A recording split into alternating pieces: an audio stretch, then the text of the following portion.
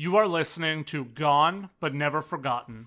Our topics can include, but are not limited to, murder, sexual assault, graphic and gruesome details, and more. These topics are adult in nature and are not meant for everyone. Listener discretion is advised. It feels like since the dawn of time, we have, as a society, tried to find ways that make ourselves feel better than others, or tried to find ways that make others look worse than us. That shows itself in every kind of prejudice that we see around us in our everyday lives. Unfortunately, if you know much at all about true crime, you also know that this systemic way of thinking seems to creep into every level of law enforcement that exists today as well. The reality is that much like most professions that exist today, law enforcement also is overworked and underpaid. There simply are not enough people to look into all of the crime that exists, and as such, you tend to get things like we're going to talk about today. Certainly, there are more people at fault in this case than investigators, but this case was picked up by Esquire Magazine in April of 2016 for a reason. This case was covered because reporter Tom Junod presented that this case was a case where the person at the center of the story did not trigger what is often called missing white woman syndrome. Instead, Tom attested that this case showed that even for young women that you would reckon would get a publicity storm around their cases, things like previous criminal records and things like drug addiction can turn the volume way down on a media storm. Hello, my name is Lance, and welcome to episode 96 of Gone But Never Forgotten, From Walmart to Nowhere, What Happened to Tiffany Whitton.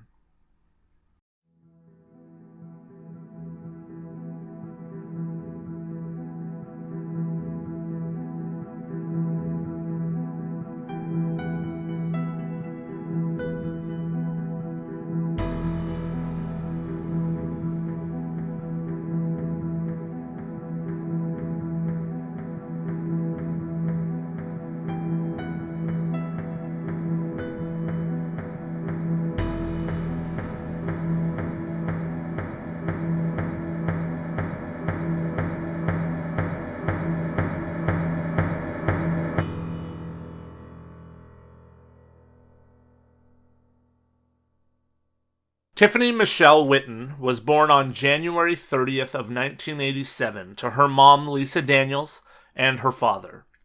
Her parents would get a divorce not long after her birth. Lisa would raise Tiffany in Kennesaw, Georgia. Tiffany would also have a younger sister named Summer and later a half-brother named Blake. Tiffany was a happy-go-lucky child right from the very beginning, and she was also one of those children that was always on the go and always bouncing off of the walls. Lisa says, though, that she also had a lot of early signs early on of what would become one of her daughter's major issues as she grew older. Tiffany started to steal at a very young age. Lisa says that she remembered Tiffany being only 2 years old when she started to notice that there were toys in her daughter's toy box that she had not given to her. Tiffany told her mom that the toys were given to her at her daycare, which would turn out to be a lie every time. Lisa says that over the years, sadly, Tiffany did not grow out of that phase. She just got better at stealing and better at deceiving. From an early age, Tiffany wanted to become a veterinarian. She loved animals, she loved seniors, and she loved children. It was clear that she had a great heart and a good spirit, but unfortunately in her sophomore year of high school, things started to unravel for her. She would get pregnant while in school, and then she would eventually drop out of high school in her sophomore year. That first pregnancy and the circumstances after it were incredibly tough on Tiffany, she would later say. Once she gave birth, she was essentially told that she needed to give the child up for adoption, and that is what happened. Tiffany barely ever spoke of the pregnancy and the adoption after the fact, but it was known that it really messed her up to put her child up for adoption. By 2008, she would have a second daughter named Addison, who it seems would likely be mostly raised by her mom and Tiffany herself, and then later by Lisa alone. 2008, though, was also a turning point for Tiffany in another way. That is, reportedly when she started to use OxyContin recreationally. Here, life started to take a spiral. There are many reports that she had been caught trying to steal at Walmart a few times, and as we're going to see, that need or that desire to steal would wind up costing Tiffany a lot over the next few years. During this time, though, Tiffany was managing to hold down jobs intermittently. She worked various locations as a bartender and as a waitress. In March of 2011, though, Tiffany would really run afoul of the law. Tiffany had moved to Dalton, a town in North Georgia, where she was living with several people. She would get arrested and charged for a home invasion. At the scene, Tiffany would tell officers that the person inside of the home had stolen money from her earlier that day and that she was only attempting to get in so that she could get her money back. Investigators, though, suspected that the money had been given by Tiffany to purchase drugs, and the drugs had never arrived. In late 2012, Tiffany would receive her sentence on the matter. She was sentenced to a short prison term. This incident would become a breaking point between Tiffany and her mom, Lisa. Lisa would decide that she needed to use tough love on Tiffany in the hopes that she would straighten her life out as a result of the prison term and the situation. She said that she would continue to raise Addison, but that she would not speak to Tiffany again until she overcame her addictions and turned her life around to become the woman that Lisa knew that she was capable of being. She told Tiffany that she needed to put that space between them because if she didn't, Tiffany and her addictions and all of her problems were going to kill both of them. Tiffany's grandmother, Anita, though, would stay in touch with Tiffany throughout everything. When Tiffany was released from prison, it was Anita that picked her up and took her home. Soon after her release, Tiffany would enter a drug rehabilitation facility, and Lisa says that she stayed there for about a month. Lisa said that every time that Tiffany tried to clean up, she would make it for about that long, about 1 month. Tiffany actually seemed to hit the ground running this time when she came back home. She managed to stay off of drugs for a time, and she got a new job being a waitress at the International House of Pancakes restaurant in Marietta, Georgia.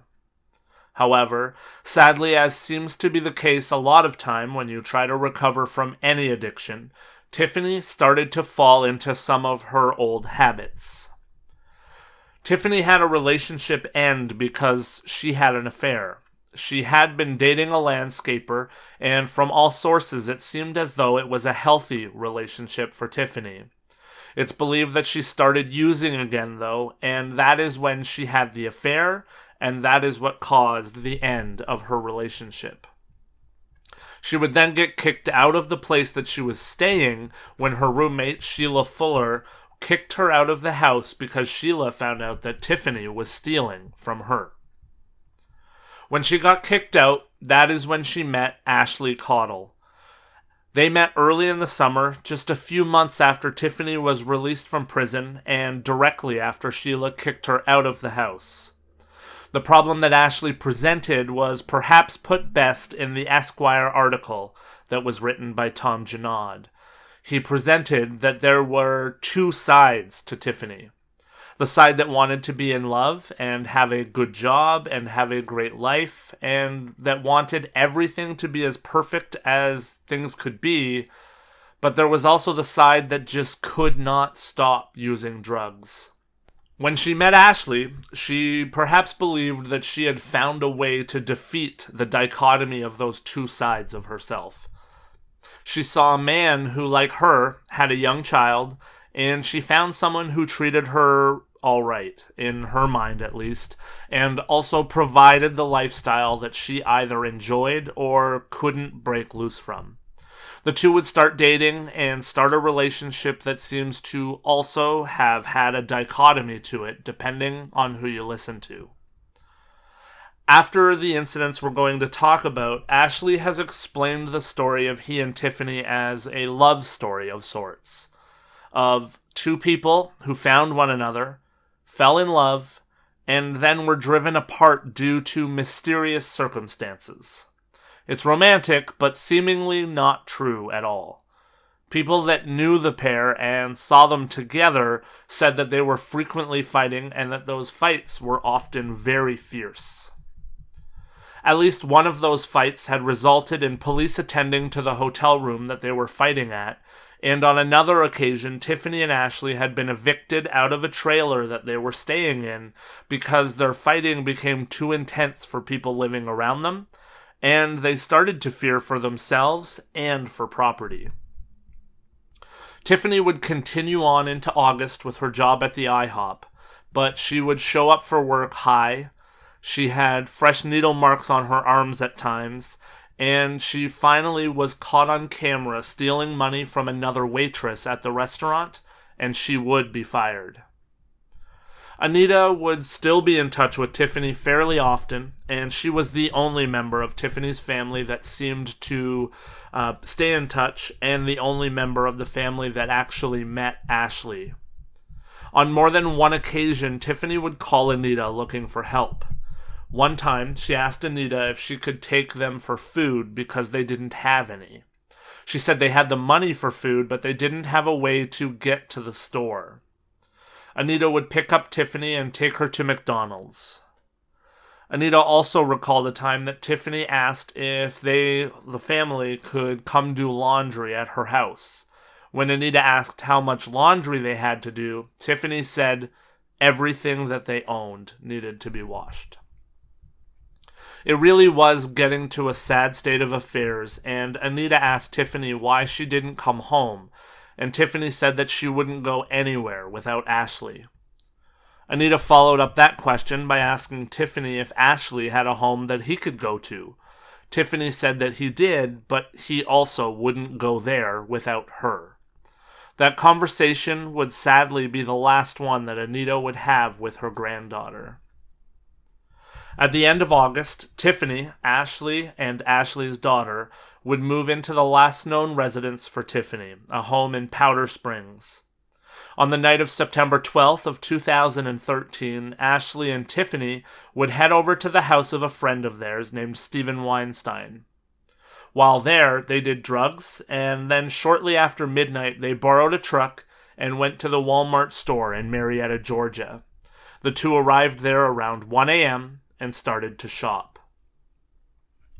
Loss prevention officers were immediately aware of the pair as they were walking through Walmart because it was very obvious that Tiffany was under the influence of something as she frolicked and seemingly danced through the aisles. She would take clothes off of the rack, look at them, and then put them back, and was acting very suspicious through the entire store. Not to mention, at 1 a.m. she stood out in what was likely a very small sea of customers. Ashley was picking out clothes for his daughter and also a portable speaker, and while he was doing that with Tiffany in tow, the loss prevention workers believed that Ashley was concealing clothing with the intention of stealing. According to Ashley, Tiffany wanted to keep shopping, but he told her that he needed to leave because he had places that he needed to be. The two would get in a small argument and then head to the checkouts. Ashley would take a large wad of rolled bills out of his pocket to pay for his items, and then Tiffany abandoned her cart and the two of them headed for the exit. When they got to the exit, Tiffany was stopped by one and then two loss prevention officers. One of the officers grabbed the strap of her purse to hold her and detain her, and on CCTV, Ashley can be seen carrying on through the door as Tiffany calls out after him. It seems like Ashley ignores her at first and then turns around only to watch on as Tiffany slipped out of her bag and the grasp of the officer and kicked off her flip-flops and made a run for it. Tiffany didn't run towards the truck though. Tiffany also didn't return for her items. Tiffany was never seen again after she left the CCTV view, running away from the loss prevention officers.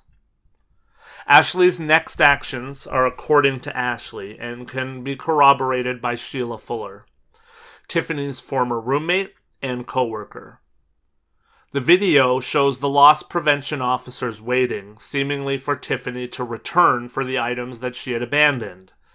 Ashley then says that he went to the parking lot to attempt to find Tiffany. He said that he did not go to the borrowed truck because he knew that there were drugs inside and he was afraid of being arrested. He said that he looked around other nearby stores and then headed to the IHOP, the one that Tiffany had formerly worked at. Sheila said that she came across Ashley sitting on a bench outside the restaurant sometime after 2 a.m. as she was returning from Walmart herself. Ashley asked Sheila if she had seen Tiffany, and she told Ashley that she would be the last person that Tiffany would want to come and see after she had evicted her. She then asked Ashley if he had tried Tiffany's cell phone, which he showed her that he had, because he said that he was charging her phone for her.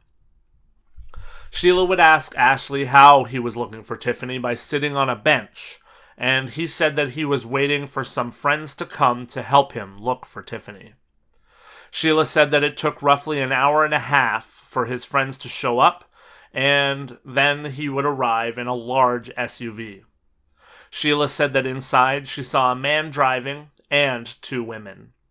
The man that was in the vehicle was Stephen Weinstein, the man whose house Ashley and Tiffany had attended earlier that night.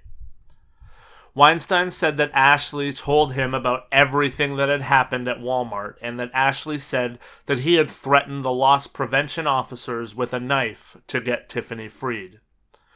Weinstein believed that Ashley was lying and he was based on video, but later Ashley would also tell other people that he had threatened the officers with a gun.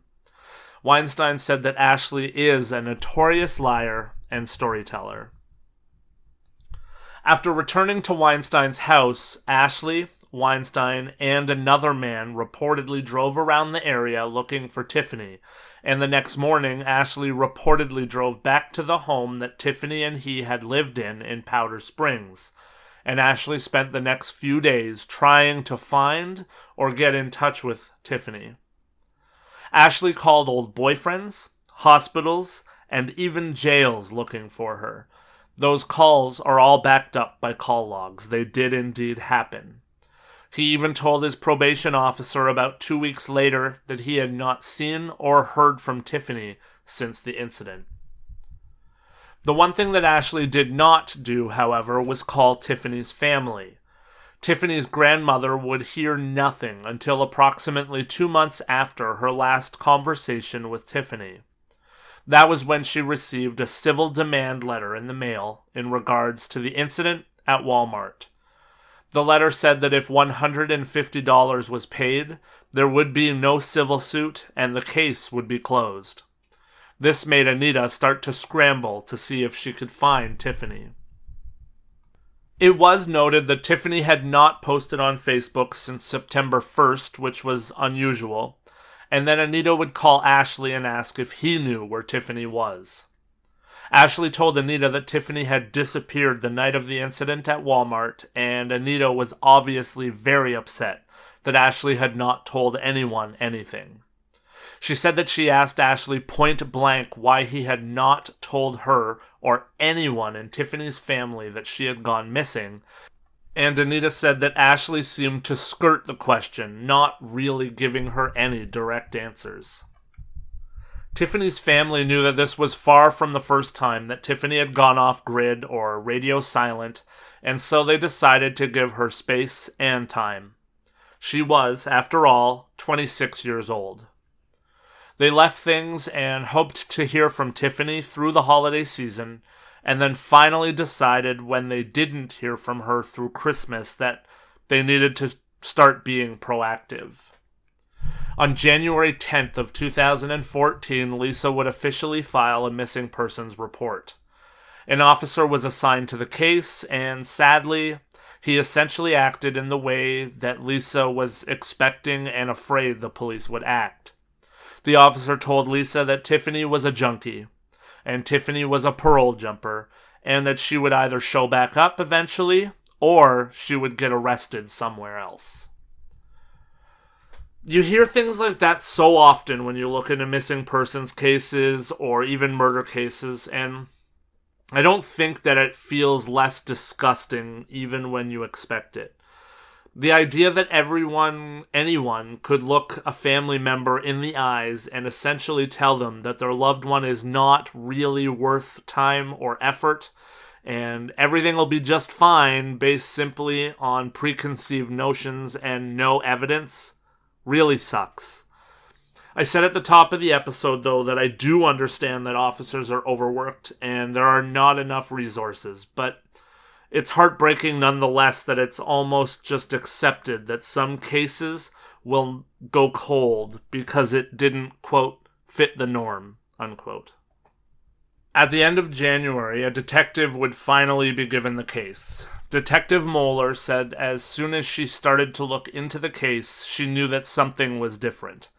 She knew that Tiffany had taken off in the past and deserted her family, but everyone seemed to know that this time was indeed different.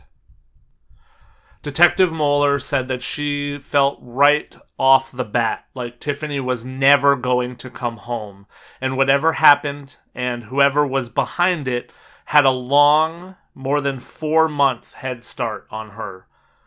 The detective has always held strong as well to the fact that the very first time that she spoke with Ashley, she knew that he had at least had something to do with the disappearance of Tiffany Whitton. 6 months to the day after Tiffany disappeared, a drug enforcement task force would knock down the door of the house in Powder Springs that had been the last known residence of Tiffany.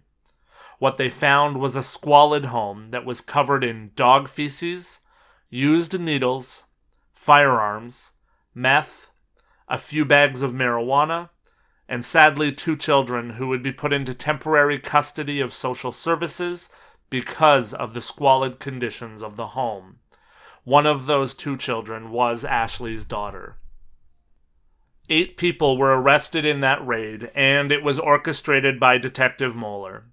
The raid was done because everyone that has seemingly ever touched this case believes that Ashley is guilty of something, and they also believe that the other people in that house may in fact know all, or even some of the details. They hoped that someone would talk, and special consideration was given to everyone that was arrested if they shared any details of Tiffany's disappearance. 4 months after that, police had at least compiled enough information to get and execute a search warrant at the home of Ashley's mom. The police came in with a purpose. They had shovels, they had cadaver dogs, and they had everything that they could use to attempt to find human remains. They dug up areas of the yard, and they also dug in the crawl space of her home. Ashley's mom, Peggy Bailey, was even placed in handcuffs because even with the search warrant, she did try to resist the officers. The end result was that some items were sent away for testing, but seemingly nothing came from the search. Throughout all of this, Ashley would not come out with any new details to help investigators. That was either because he chose not to, or frankly because he didn't have anything else that he could offer. Ashley would eventually be sentenced to 20 years in jail with a minimum of 10 to serve before parole considerations. Ashley, of course, says that the sentence was incredibly harsh because the judge believed that Ashley was not being forthright and was not cooperating with the missing person case pertaining to Tiffany Whitton. For his part, Ashley has always held to the fact that he doesn't know what happened to Tiffany.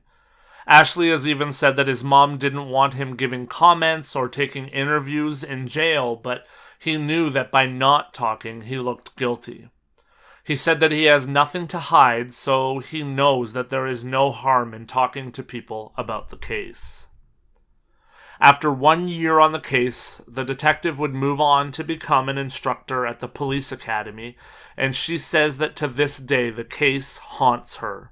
She says this was her only case that she had ever had that she was unable to solve and unable to find resolution within.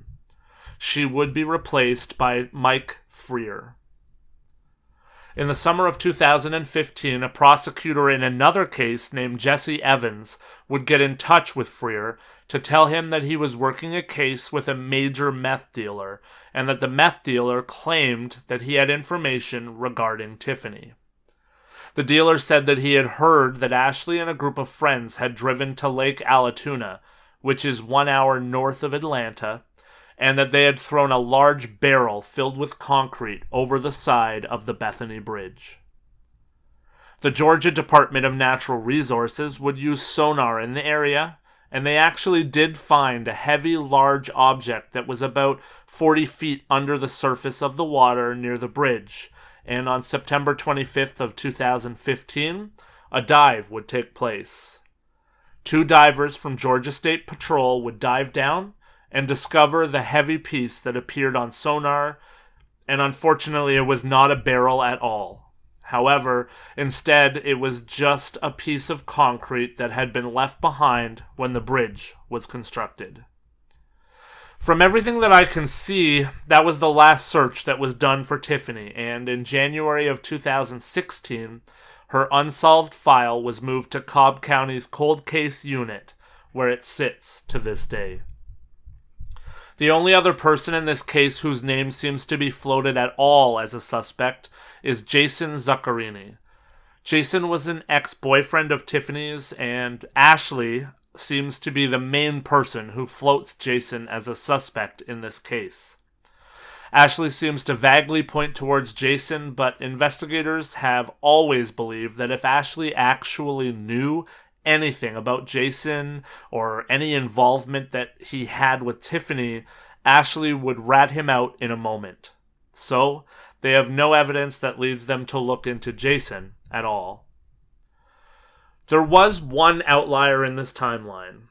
After the disappearance of Tiffany, it seems as though all interactions with anyone stopped, except for one. On or around January 5th of 2014, it was said a message was sent on Tiffany's Facebook account to her half-brother, Blake Whitton, to wish him a happy birthday. It has never been determined who sent that message, though. Lisa believes that it's evidence that Ashley still had Tiffany's phone and was trying to give the illusion that she was still alive to make him look not guilty. Blake said in the interview with Esquire that Tiffany called him about 5 days after his birthday on an app. He said that the police had not ever asked him about the call. He did say that it was a weird number because it came from an app and he almost didn't answer, but that he did, and Tiffany was on the line. Blake says that she apologized for calling so late for his birthday. When Blake was asked if he was sure that it was Tiffany on the phone, he said that she had used a nickname that she had always called him and not very many people knew, which was Mudbug. Obviously, it's unlikely that Blake is lying. There would seemingly be no reason for him to do so. But it is certainly strange that that call happened so long after Tiffany disappeared, and now, so long before now, and there was never any contact again. Certainly this is an anomaly in this case and something that seemingly has never been proven or disproven. I think that the problem in this case is time, and for a number of reasons. Detective Moeller, for example, said that with 4 months gone, she was well behind whatever happened to Tiffany. Obviously, things like video surveillance were not kept for 4 months, save for Walmart because they saved the footage for prosecution purposes. There was nothing really to go on. However, you can understand why Tiffany's family was remiss to go to the police here also. First, you never know how long someone with a history of disappearing will disappear for. Second, they knew that a mid-20s woman with a history of legal troubles and drug problems was probably not going to rank very high for police. But further to that, the fact that Detective Moeller and seemingly everyone involved in this case from the family and law enforcement believed that Ashley was guilty and the only person of interest in this case, I think that severely hindered this investigation as well. How does nobody even talk to Tiffany's half-brother for years? Why was there seemingly no time or effort put into looking into other people in this case? And of course, why did the police drag their feet at the beginning when Tiffany's family finally filed a missing persons report? As far as where I stand on Ashley, I think that from everything that I've learned that it's clear to say that this guy is obviously a dirtbag. He's a drug dealer, he's an addict, and he's a bullshitter to the nth degree. This is a guy that told people that he threatened loss prevention with a gun or a knife, even though there would clearly be video footage that proved that he did not. This guy liked to make himself look tougher than he ever was. For that reason, I think that there is really zero chance that if Ashley knew what happened to Tiffany, he wouldn't have told many people what happened and been convicted by now. This is not the type of man who seemed like he could keep a secret. Obviously, this is just an opinion coming from someone that's on the outside. I do think that Tiffany sadly fell into a spiral that we often see with addicts and recovering addicts. It's never easy to get away from the addiction.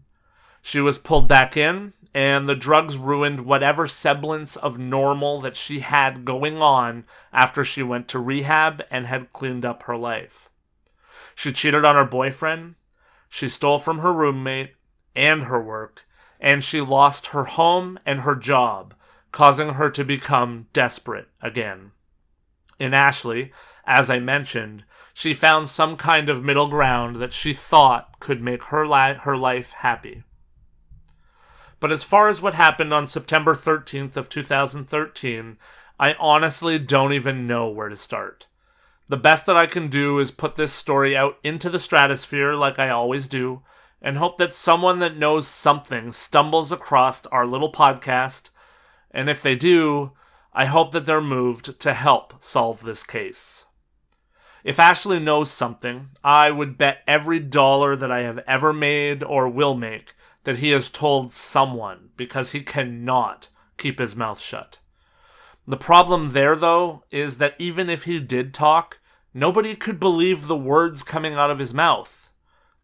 It's a strange case indeed. Tiffany Whitton went missing on September 13th of 2013 in Marietta, Georgia, and she was last seen having an interaction with Walmart loss prevention officers. She was 26 years old at the time of her disappearance, and she would be 36 years old now.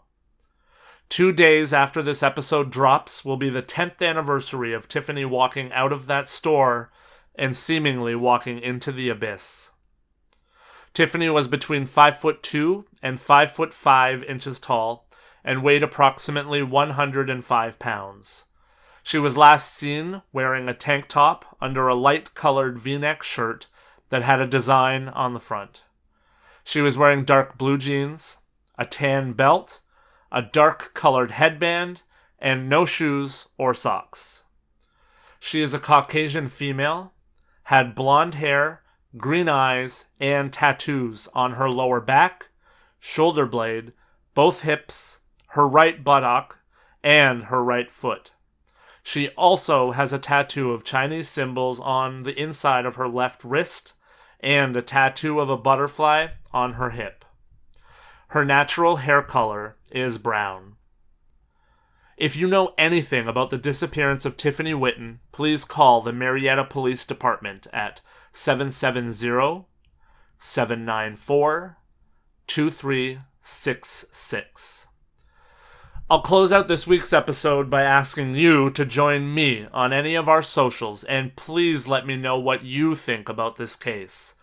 Are you in the camp that believes that Ashley is guilty here? Or are you with me, wondering if that belief is what has allowed the real kidnapper, killer, or both of the above to get away with their crimes now for 10 years?